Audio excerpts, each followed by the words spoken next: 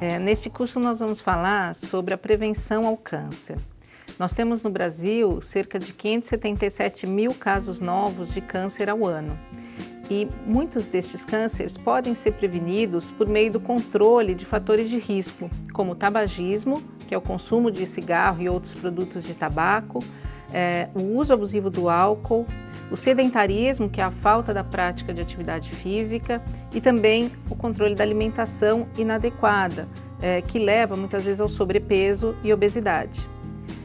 Você, enquanto profissional de saúde, pode atuar tanto diretamente junto ao seu paciente, auxiliando ele a mudar seus hábitos e adotar práticas mais saudáveis em sua vida, e também em nível populacional, apoiando iniciativas de advocacy que promovam políticas públicas de controle desses fatores de risco. Nestas aulas nós vamos poder desenvolver um pouco mais esses temas relacionados às políticas públicas e também aos fatores de risco do câncer.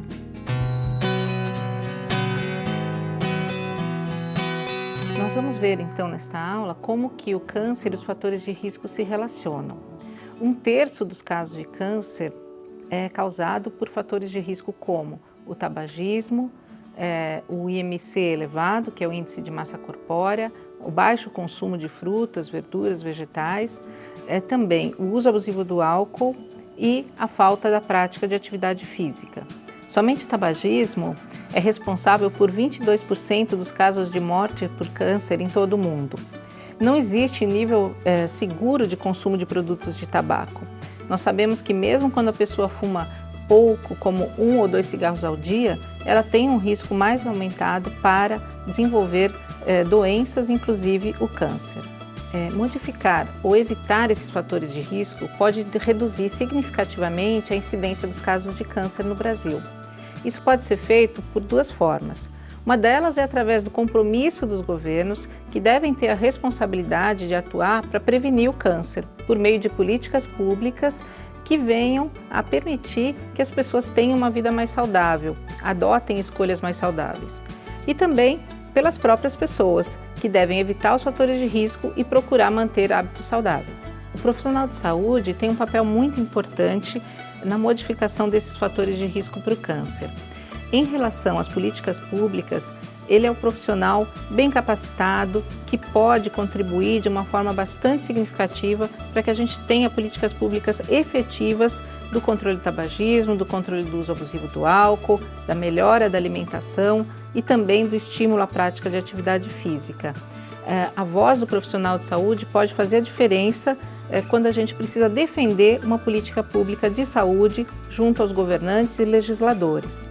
Além disso, o profissional de saúde também tem um papel muito importante junto ao seu paciente, ajudando a identificar quando ele tem algum fator de risco e qual a melhor maneira que ele pode interromper a prática de algo que não vai fazer bem para a sua vida no futuro e que pode ser um possível causador de doença como câncer. Estes 4 fatores de risco, que nós chamamos de modificáveis, porque na verdade eles podem ser prevenidos, diferente de alguns fatores de riscos que não são modificáveis, como a questão da idade ou de um fator hereditário, eles se relacionam ao câncer e a diversos outros tipos de doença, como as doenças cardíacas, as doenças pulmonares e também a diabetes. Bom, o câncer e as outras doenças que foram apresentadas na tabela anterior compõem as chamadas doenças crônicas não transmissíveis, as DCNTs. As DCNTs demoram para apresentar sintomas e muitas vezes elas são detectadas apenas tardiamente, o que reforça a importância da prevenção. Atualmente, as DCNTs são as doenças que mais matam no Brasil e no mundo. Em 2015, 70% das mortes foram causadas por doenças crônicas não transmissíveis. Se não forem tomadas ações para conter os fatores de risco, estima-se que as DCNTs vão aumentar 17% nos próximos 10 anos.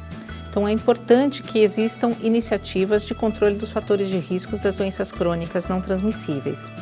A Organização Mundial da Saúde estabeleceu algumas metas para o enfrentamento desses fatores de risco. E o Brasil também se comprometeu em alcançar essas metas. As metas da Organização Mundial da Saúde para prevenção incluem uma redução de pelo menos 10% do uso abusivo do álcool, uma redução de pelo menos 10% do sedentarismo, uma redução de 30% na ingestão de sal ou sódio, em relação ao total da dieta de cada pessoa, uma redução de 30% no consumo de tabaco e acabar ou estabilizar o aumento que vem ocorrendo nas taxas de obesidade e também de diabetes. Então, essas metas só serão cumpridas por meio de políticas públicas que promovam a saúde e a prevenção. Uma das formas de promover a prevenção é através da participação social. E o advocacy é extremamente importante nesse processo. O que é advocacy? Advocacy vem do latim advocare, pedir ajuda ou falar em nome de alguém. É um conceito ainda em construção e sem tradução exata para o português. Mas fazer advocacy é basicamente defender uma causa de interesse público. A participação da sociedade civil na definição de novas políticas públicas é essencial. Quem não participa do processo político está mais sujeito a decisões que vão contra seus interesses. O conceito, os elementos e a prática do advocacy serão aprofundados em uma próxima aula ao longo desse curso. E como nós da CT começamos a trabalhar com advocacy e com prevenção? Na verdade, em 2003, um grupo de pessoas se reuniu para que pudesse articular ações em defesa do controle do tabagismo no Brasil. Nasceu dali a chamada Rede Tabaco Zero, que foi o embrião da ACT. Após diversos anos trabalhando por políticas públicas de controle do tabaco no Brasil, a ACT expandiu seu escopo de trabalho e passou a atuar também na prevenção das doenças crônicas não transmissíveis e seus fatores de risco. Hoje, a ACT coordena uma rede com mais de 1.000 membros em todo o Brasil, chamada Rede Promoção de Saúde, e também faz parte da Aliança pela Alimentação Adequada e Saudável, que são coletivos formados por pessoas que representam a área da saúde, educação, meio ambiente, gênero e direitos humanos.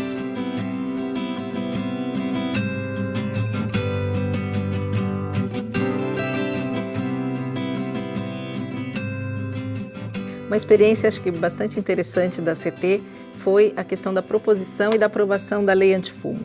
Primeiro em São Paulo, onde nós nos reunimos com o governador, levamos essa proposta e depois acompanhamos todo o processo da discussão da lei antifumo e da implementação dela aqui no estado. E a seguir foi a discussão da lei antifumo em âmbito nacional. Depois que nós tínhamos uma experiência muito bem sucedida em São Paulo, também começou-se a discutir a adoção de uma lei que proibisse o fumo em áreas fechadas no Brasil todo. E depois de muita luta, de muitos anos e muita incidência de advocacy, finalmente nós conseguimos essa lei aprovada em 2011 e efetivamente implementada a partir de 2014. Então, esse é um caso que a CT se orgulha bastante, porque nós participamos de todas as etapas desse processo. As políticas públicas de promoção da saúde são importantes porque elas atingem toda a população e elas também colaboram para que a gente tenha um ambiente mais saudável. E ambientes saudáveis promovem comportamentos mais saudáveis. Esse é o lema da CT. Não dá para esperar ou cobrar que as pessoas adotem atitudes ou escolhas mais saudáveis se elas não vivem num ambiente propício para isso. Por exemplo, nas escolas, onde a gente tem nas cantinas muitas vendas de produtos ultraprocessados, produtos não saudáveis e pouco tempo de dedicação à prática de atividade física, por exemplo. Isso só muda com políticas públicas. Então, algumas das políticas públicas que seriam importantes adotar seria, por exemplo, a proibição da venda de produtos ultraprocessados em escolas e que regulamentasse um tempo mínimo para a prática de atividade física no ambiente escolar. Não é bem isso que vem acontecendo na esfera política e por isso é importante a participação de todos para que a gente tenha adoção de políticas públicas eficazes na área da saúde. E como a população em geral vê essas medidas de combate às doenças crônicas não transmissíveis? Segundo uma pesquisa feita pelo Instituto Datafolha em 2014, 85% da população brasileira apoia as medidas de combate às DCNTs.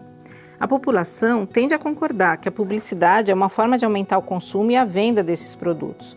85% das pessoas pesquisadas concorda que o governo deve regular a promoção de bebidas alcoólicas e de alimentos nocivos à saúde, assim como fez com cigarros. E 83% concorda que a propaganda de cigarros, bebidas alcoólicas e alimentos que fazem mal à saúde é uma forma dos fabricantes aumentarem o consumo e a venda desses produtos. Apesar deste apoio da população, existe uma forte oposição por parte das indústrias de tabaco, de bebidas e de alimentos quando eles avaliam que alguma dessas políticas pode ameaçar os seus lucros. E isso pode se dar de várias maneiras. Por exemplo, através da adoção de estratégias inovadoras de marketing, tentando conquistar novos públicos para consumir seus produtos, através da manipulação de informações, através do uso de campanhas de mídia, a utilização de grupos de fachada, lobby junto aos poderes executivo, legislativo e judiciário, interferência direta nas políticas públicas, aliança com autoridades nacionais e por meio de ações judiciais. Um dos argumentos usados pelas indústrias que combatem a adoção de políticas públicas de saúde é que o Estado estaria interferindo na vida das pessoas, por exemplo, ao proibir o fumo em locais fechados. No entanto, o governo precisa se responsabilizar por proteger a saúde da população. No Brasil, o direito à saúde é garantido pela Constituição. Então, é responsabilidade dos nossos governantes atuarem para que a gente tenha políticas efetivas na área da saúde. O consumo excessivo de produtos não saudáveis resulta em graves problemas a longo prazo, que vão impactar na vida das pessoas, de suas famílias e também tem um grande impacto nos gastos que o governo tem com o tratamento dessas doenças.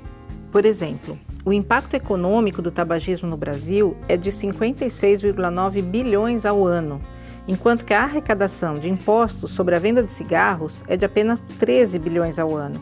O déficit é de mais de 40 bilhões de reais ao ano. Nós vamos ver agora alguns exemplos de políticas públicas.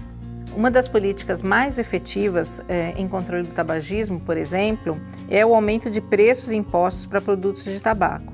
Isso faz com que muitas pessoas reduzam o consumo ou até decidam parar de fumar e ainda podem trazer um aumento de arrecadação para o governo, que pode reinvestir esses valores em programas de saúde. Isso também pode ser feito em relação ao álcool, por exemplo, aumentando preços e impostos para bebidas alcoólicas, e a mesma coisa pode ser feita em relação a produtos de alimentação não saudável, aumentando, por exemplo, preços e impostos para produtos ultraprocessados. A nossa primeira aula está acabando. Os principais pontos que nós abordamos hoje foram fatores de risco e suas relações com o câncer, o papel do profissional da saúde, as metas da Organização Mundial da Saúde para a prevenção dos fatores de risco, a ACT, o advocacy e a importância das políticas públicas, e o papel do governo e os desafios enfrentados para se combater as estratégias usadas pelas indústrias para criar novos consumidores para os seus produtos que fazem mal à saúde. Espero que você tenha aproveitado o conteúdo e agradeço a sua atenção.